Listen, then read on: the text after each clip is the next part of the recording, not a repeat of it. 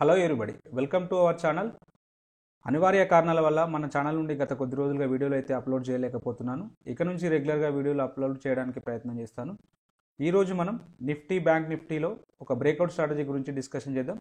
పర్టికులర్గా ఎవరైతే intraday traders ఉన్నారో వారికి ఈ వీడియో డెఫినెట్గా యూస్ఫుల్ అయితే అవుతుంది. చివరి వరకు చూడండి. సాధారణంగా 15 మినిట్స్ హై లేదా లోను మార్క్ చేసుకొని అక్కడ బ్రేక్అవుట్స్ ట్రేడర్స్ అయితే తీసుకోవడానికి ఎక్కువ మంది ప్రయత్నం చేస్తుంటారు. సో అలా తీసుకున్నప్పుడు మనకు ఎక్కువ ఫాల్స్ బ్రేక్అవుట్స్ రావడానికి అయితే అవకాశం అయితే ఉంటుంది. అలా కాకుండా ప్రీవియస్ డే హైని కానీ లోన్ కానీ మార్క్ చేసుకొని మనం దాని ప్రకారం ట్రేడింగ్ తీసుకున్నట్టయితే అక్కడ మనకు విన్నింగ్ కావడానికి ఎక్కువ అవకాశం అయితే ఉంటుంది. అక్కడ కూడా కొన్ని సందర్భాల్లో మనకు ఫాల్స్ బ్రేక్అవుట్ రావడానికి అయితే అవకాశం ఉంటుంది. అలాంటి ఫాల్స్ బ్రేక్అవుట్ నుంచి మనం మన ట్రేడ్ని కాపాడుకోవడానికి ఒక ఇండికేటర్ని అయితే యూజ్ చేద్దాం. సూపర్ ట్రెండ్ ఇండికేటర్ని యూజ్ చేసుకుంటూ ప్రీవియస్ డే హైని లోన్ మార్క్ చేసుకుంటూ మనం ట్రేడ్ అయితే ఇనిషియేట్ చేసినట్టయితే మనకు నెంబర్ ఆఫ్ ట్రేడ్స్ అనేవి తక్కువ వస్తాయి, బట్ విన్నింగ్ ప్రాబిలిటీ ఎక్కువ ఉండడానికి అయితే అవకాశం అయితే ఉంటుంది. సో ఈ స్ట్రాటజీని ఒకసారి నేనైతే బ్యాక్ టెస్ట్ చేశాను, మీరు కూడా వాడి చూడండి. స్ట్రాటజీలోకి అయితే వెళ్ళిపోదాం. ముందుగా సూపర్ ట్రెండ్ ఇండికేటర్ని అయితే తీసుకోండి. డిఫాల్ట్ సెట్టింగ్ 10 and 3 మల్టిప్లయర్ ఇదే విధంగా ఉండేదాకా తీసుకోండి. అలాగే ATR period trend, ATR multiplier 3 విధంగా ఉండే విధంగా తీసుకోండి. నెక్స్ట్ మనకు ప్రీవియస్ డే హైలో మీరు మార్క్ చేసుకున్నా పర్లేదు, లేదంటే చాలా ఇండికేటర్లు అయితే ఉండడం అయితే జరిగింది. దాని ప్రకారం కూడా మీరు ఏదైనా ప్రీవియస్ డే హైని లోని మార్క్ చేసుకున్నట్టయితే ఈజీగా ఉంటుంది. ఇక్కడ మనం జనవరి 1 జనవరి మంత్ నుంచి మనం బ్యాక్ టెస్ట్ అయితే చేద్దాం. ఇక్కడ మనకు ప్రీవియస్ డే హై అనేది నేను ఇలా మార్క్ చేసుకున్నాను. ఇక్కడ ఈ క్యాండిల్ అనేది ఎప్పుడైతే ఇక్కడ ప్రీవియస్ డే హైని కానీ లోన్ కానీ బ్రేక్అవుట్ చేసేటప్పుడు క్యాండిల్ యొక్క బాడీ అనేది మోర్ దెన్ 50% పైన క్లోజ్ అయితే అది మనకు ఆ బ్రేక్అవుట్ అనేది పర్ఫెక్ట్గా మనకు విన్నింగ్ అవ్వడానికి అయితే అవకాశం అయితే ఉంటుంది. అలాంటి సందర్భంలో మాత్రమే మనం ట్రేడ్ ఇనిషియేట్ చేస్తాం. పర్టికులర్గా అప్ సైడ్ బ్రేక్అవుట్ అవుతున్నప్పుడు మనం బై సైడ్ వెళ్తాం, లేదా డౌన్ సైడ్ బ్రేక్అవుట్ అవుతున్నప్పుడు సెల్ సైడ్ అయితే వెళ్తాం. దానికి సంబంధించిన ఆప్షన్ సి, అప్ సైడ్ వెళ్తున్నప్పుడు బై చేయాలనుకున్నప్పుడు ఆప్షన్ సిని బై చేస్తాం, లేదా డౌన్ సైడ్ వెళ్తున్నప్పుడు ఆప్షన్ సంబంధించిన పిని బై చేయడం అయితే జరుగుతూ ఉంటుంది. సో ఇక్కడ చూడండి, ఇక్కడ మనం పర్టికులర్గా జనవరి 2 రోజు ఈ క్యాండిల్ అనేది పర్ఫెక్ట్గా ప్రీవియస్ డే హై అని బ్రేక్ చేయలేదు. సో కాబట్టి ఇక్కడ మనం ఒకవేళ ట్రేడ్ ఇనిషియేట్ చేసినట్టయితే డెఫినెట్గా అది ఫెయిల్ కావడానికి అయితే అవకాశం అయితే ఉంటుంది.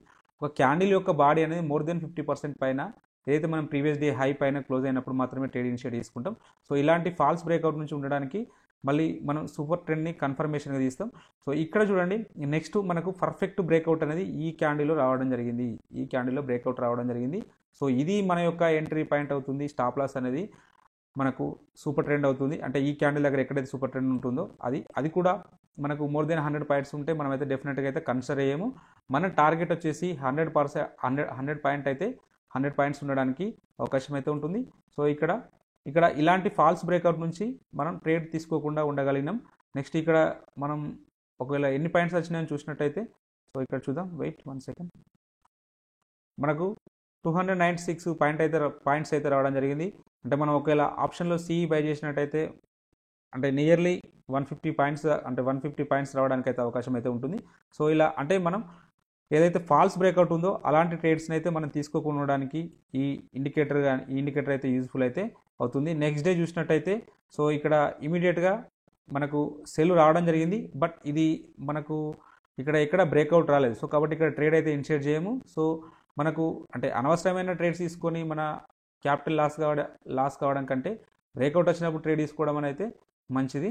ఇక్కడ చూడండి, ఆఫ్టర్ 3 తర్వాత కూడా ట్రేడ్స్ తీసుకోవద్దు. ఇక్కడ ఈ బ్రేక్అవుట్ అనేది ఇక్కడ వచ్చింది, బ్రేక్అవుట్ అనేది ఇక్కడ రావడం జరిగింది, బట్ దీని లో కింద ఎలాంటి మన క్యాండిల్ అయితే ఎంట్రీ అయితే లభించలేదు. సో కాబట్టి ఇక్కడ కూడా మనం ఒక విధంగా మన ట్రేడ్ని క్యాపిటల్ను కాపాడుకున్నట్టే ట్రేడ్ తీసుకోకుండా నెక్స్ట్ డే చూద్దాం. నెక్స్ట్ డే ఇక్కడ చూడండి, ఇక్కడ ఇమీడియట్గా ఫస్ట్ క్యాండిలే మనకైతే ఇట్లా రావడం అయితే జరిగింది. ఇక్కడ చూసినప్పుడు సో ఆల్రెడీ ఈ బ్రేక్అవుట్ వచ్చింది. ఇక్కడ మనం పర్ఫెక్ట్గా బ్రేక్అవుట్ రావడం జరిగింది. ఇది మన యొక్క ఎంట్రీ పాయింట్ అవుతుంది. స్టాప్ లాస్ అనేది ఇక్కడ ఉంటుంది. సో టార్గెట్ అనేది మినిమం 100 పాయింట్స్ ఉండే విధంగా ఉంటుంది. ఒకవేళ మనం 100 పాయింట్స్ వచ్చిన తర్వాత ట్రైలింగ్ స్టాప్ లాస్ కూడా యూజ్ చేయొచ్చు. సో చూడండి ఈజీగా ఎన్ని పాయింట్స్ అయితే రావడం జరిగిందో.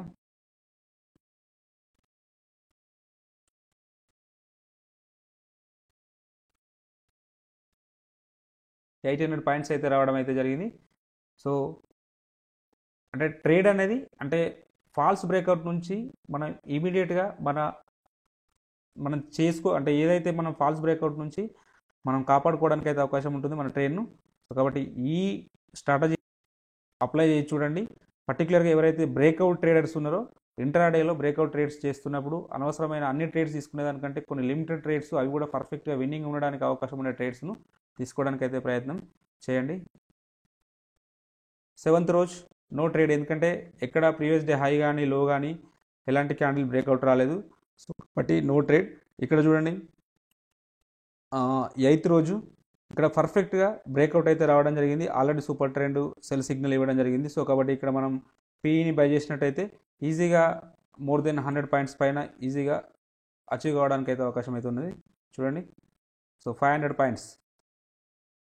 నెక్స్ట్ 9th రోజు ఇక్కడ కూడా ఇటు డౌన్ సైడ్ బ్రేక్అవుట్ అయితే రావడం జరిగింది. సో ఇక్కడ చూసినట్టయితే ఇది మన యొక్క ఎంట్రీ పాయింట్. మనకు ఇక్కడ కూడా ఆల్మోస్ట్ 97 పాయింట్స్ అయితే రావడం అయితే జరిగింది. సో బట్ ఇక్కడ ఒక స్టాప్ లాస్ అయితే ఇట్టుకోవడం జరిగింది. మొదలు మనకు సూపర్ ట్రెండ్ను టచ్ కావడం జరిగింది. సో కాబట్టి ఇక్కడ ఒక 1 స్టాప్ లాస్ అయితే రావడం జరిగింది.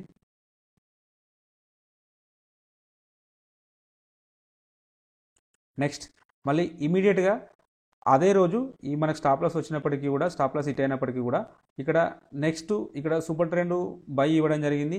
సో ఇక్కడ ప్రీవియస్ డే లోని అయితే బ్రేక్ చేసుకుంటూ అప్ సైడ్ వెళ్ళింది. ఈ సందర్భంలో మనం మళ్ళీ బై సైడ్ అయితే సిఈని బై చేయడానికి అయితే అవకాశం అయితే ఉంటుంది. సో ఇక్కడ చూసినట్టయితే మనం మళ్ళీ ఇక్కడ ఒక 130 పాయింట్స్ అయితే రావడం జరిగింది. ఏదైతే మనం 100 పాయింట్స్ స్టాప్ లాస్ తీసుకున్నామో ఇక్కడ మళ్ళీ అది కవర్ కావడం అయితే జరిగింది. సో ఇంకా మోర్ దెన్ ఒక 30 పాయింట్స్ ఎక్కువనే రావడం అయితే జరిగింది. సో అంటే ఓవరాల్గా నెట్ టు నెట్ చూసుకున్నప్పుడు సో మనం ప్రాఫిట్లోనే ఉండడం జరిగింది ఈరోజు కూడా. సో ఇక్కడ చూడండి మళ్ళీ ఇక్కడ కూడా పర్ఫెక్ట్ బ్రేక్అవుట్ అయితే రావడం జరిగింది. ఇక్కడ బ్రేక్అవుట్ వచ్చినప్పుడు ఇది మన యొక్క ఎంట్రీ పాయింట్. మన టార్గెట్ వచ్చేసి 100 పాయింట్స్ ఉండడానికి అవకాశం ఉంటుంది కాబట్టి ఈజీగా 100 పాయింట్స్ అయితే అచీవ్ కావడం అయితే జరిగింది. సో ఇక్కడ మళ్ళీ ఇక్కడ మనకు అప్ సైడ్ బ్రేక్అవుట్ అయితే రావడం జరిగింది. అప్ సైడ్ బ్రేక్అవుట్ వచ్చినప్పుడు ఇది మన యొక్క ఎంట్రీ పాయింట్ అవుతుంది. సో ఇక్కడ స్టాప్ లాస్ అయితే హిట్ కావడం అయితే జరిగింది. సో నెక్స్ట్ మళ్ళీ అదే రోజు ఇంకొక ట్రేడ్ రావడం జరిగింది. సో ఇక్కడ బ్రేక్అవుట్ రావడం జరిగింది. మనం super trend indicator cell signal ఇచ్చే వరకు వెయిట్ చేయాలి. సో ఇక్కడ ఇవ్వడం జరిగింది. సో ఇది మన యొక్క ఎంట్రీ పాయింట్ అవుతుంది. సో ఇక్కడ నుంచి ఈజీగా మళ్ళీ 100 పాయింట్స్ మోర్ దెన్ అంటే 377 పాయింట్స్ రావడం జరిగింది. ఈజీగా నియర్లీ 400 పాయింట్స్ అయితే రావడం జరిగింది. సో ఇక్కడ కూడా అంటే ఈవెన్ ఇక్కడ మనకు స్టాప్ లాస్ హిట్ అయినప్పటికీ ఇక్కడ వన్స్ ఒకసారి ప్రాఫిట్ మళ్ళీ స్టాప్ లాస్ మళ్ళీ అగైన్ ప్రాఫిట్లోకి రావడం జరిగింది. ఈ 13th రోజు మనకు ట్రేడ్ అయితే ఇనిషియేట్ కాలేదు, ఎందుకంటే ప్రీవియస్ డే లో కిందనే ట్రేడ్ కావడం జరిగింది. సో ట్రేడ్ ఇనిషియేట్ మనం నో ట్రేడింగ్ కూడా ఒక విధంగా ట్రేడింగ్ అని చెప్పాలి, ఎందుకంటే మన క్యాపిటల్ని మనం కాపాడుకున్నట్టుగా అవుతుంది. సో ఇక్కడ చూడండి, సో ఇది మన యొక్క ఎంట్రీ పాయింట్ అవుతుంది పర్ఫెక్ట్గా. అంటే ప్రీవియస్ డే హై పైన క్యాండిల్ అయితే క్లోజ్ కావడం జరిగింది విత్ అంటే ప్రాపర్ బాడీ తోటి. సో కాబట్టి ఇది మన యొక్క ఎంట్రీ పాయింట్ అవుతుంది. స్టాప్ లాస్ అనేది ఇక్కడ ఉంటుంది. సో టార్గెట్ అనేది 100 పాయింట్స్ అయితే ఉంటుంది. ఆ స్టాప్ లాస్ అనేది మోర్ దెన్ 100 పాయింట్స్ కంటే ఎక్కువ ఉంటే మనం ఆ ట్రేడ్ని అయితే కన్సిడర్ చేయొద్దు. సో నెక్స్ట్ అవసరమైతే ఇంకొక బ్రేక్అవుట్ రావడానికి పాసిబిలిటీ ఉంటుంది. అలాంటి సందర్భంలో ఇంకా మంచి ప్రాఫిట్ రావడానికి కూడా అవకాశం అయితే ఉంటుంది. సో ఇక్కడ ఇది మన యొక్క ట్రేడ్ అవుతుంది. ఈజీగా 100 పాయింట్స్ పైన వచ్చే అవకాశం అయితే ఉంటుంది. 140 పాయింట్స్. ఓకే, నెక్స్ట్ మళ్ళీ ఇక్కడ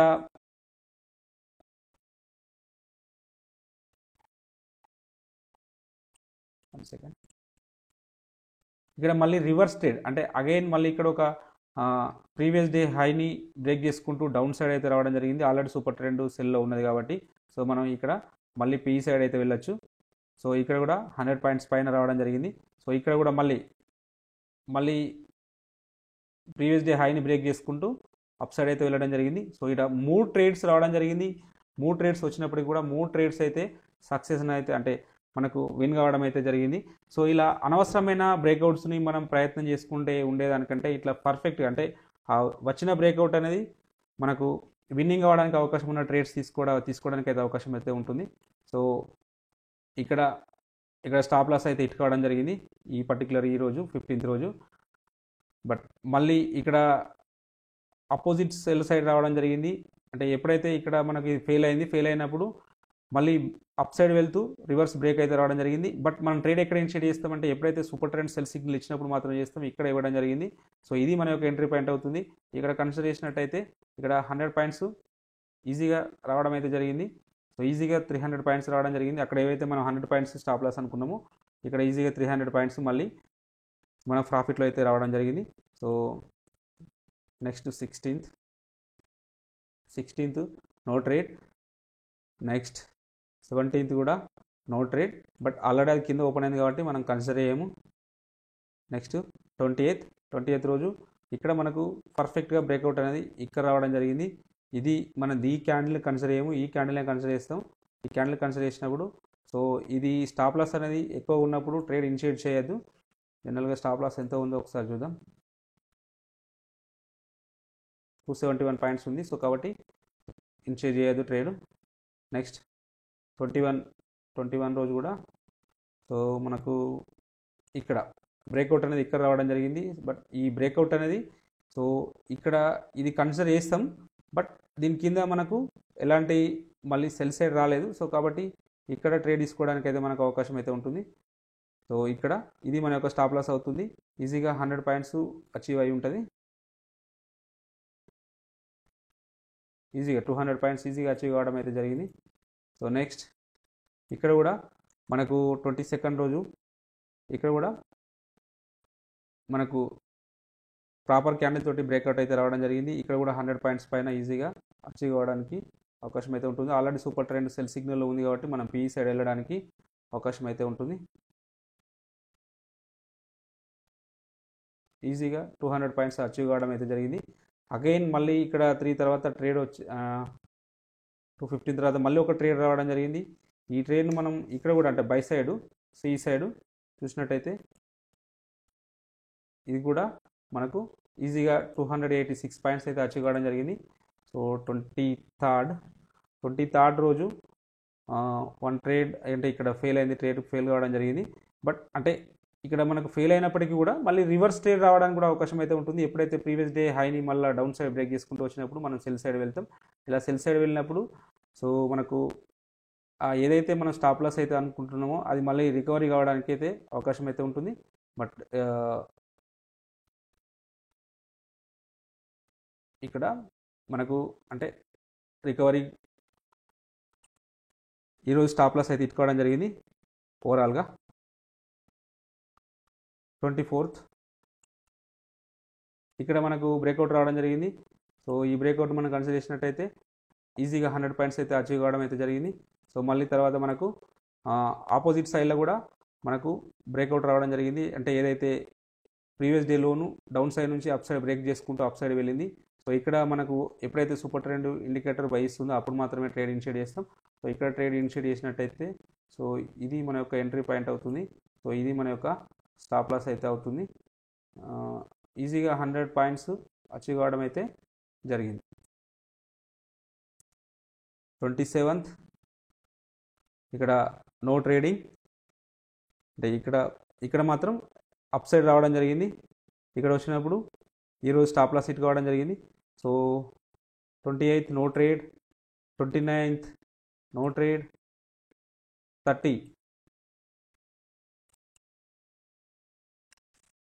ఇక్కడ మనకు ప్రీవియస్ డే హై అనేది బ్రేక్అవుట్ రావడం జరిగింది. సో ఇది మన యొక్క ఎంట్రీ పాయింట్, మన యొక్క target 115 points achieved. So next ఇక్కడ మనకు ప్రాపర్గా బ్రేక్అవుట్ అనేది రాలేదు.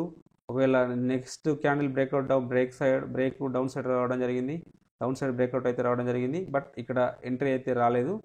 సో నెక్స్ట్ ఇక్కడ మళ్ళీ ట్రేడ్ అనేది ఇనిషియేట్ చేయలేదు. ఇక్కడ లాస్ట్లో రావడం జరిగింది. బట్ అది ఆఫ్టర్ 3 o'clock కాబట్టి కన్సిడర్ చేయము.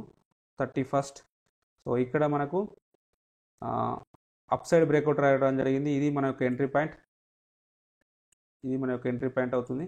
సో ఇది ఈజీగా 178 పాయింట్స్ అచీవ్ కావడం అయితే జరిగింది. సో ఇక్కడ ఒకటి గుర్తుపెట్టుకోవాల్సిన అంశం ఏంటంటే, సో మనం స్టాప్ లాస్ అనేది 100 పాయింట్స్ కంటే కొంచెం అటు ఇటుగా 110 ఉన్నా ఓకే, బట్ అంతకంటే ఎక్కువ ఉంటే మాత్రం డెఫినెట్గా కన్సిడర్ అయితే చేయవద్దు. టార్గెట్ మినిమం 100 పాయింట్స్ ఉండే విధంగా తీసుకున్నట్టయితే చూడండి. 1 మంత్ మనం బ్యాక్ టెస్ట్ చేయడం జరిగింది. 1 or 2 డేస్ మాత్రమే మనకు స్టాప్ లాస్ అయితే ఇట్టుకోవడం జరిగింది. మిగతా అన్ని రోజులలో మనకు ఎక్కడైతే మనం ట్రేడ్ ఇనిషియేట్ చేసినామో ఆ ట్రేడ్ మినిమం 100 పాయింట్స్ వచ్చే విధంగా ఉండడం అయితే జరిగింది. సో ఈ స్ట్రాటజీని బ్యాక్ టెస్ట్ చేయండి. డెఫినెట్గా మీకు ఎవరైతే పర్టికులర్గా ఇంటర్నెట్ ట్రేడర్స్ చేస్తున్నారో లేదా బ్రేక్అవుట్ ట్రేడర్స్ ఉన్నారో వాళ్ళు ఈ స్ట్రాటజీని ఒకసారి చూడండి. డెఫినెట్గా మీరు ప్రాఫిట్లో ఉండడానికైతే అవకాశం అయితే ఉంటుంది. ఈ స్ట్రాటజీ ఎలా ఉందో కామెంట్ రూపంలో తెలియజేయండి. Thank you for watching.